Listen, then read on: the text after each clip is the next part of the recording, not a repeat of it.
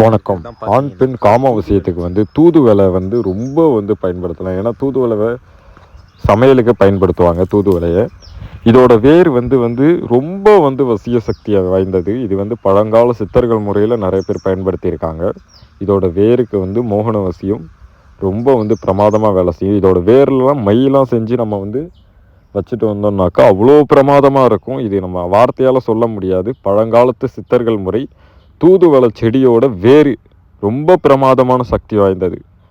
ஆண் பெண் வசியத்துக்கு இப்போ அடங்காத பெண்ணையும் அடக்கி ஆளலாம்.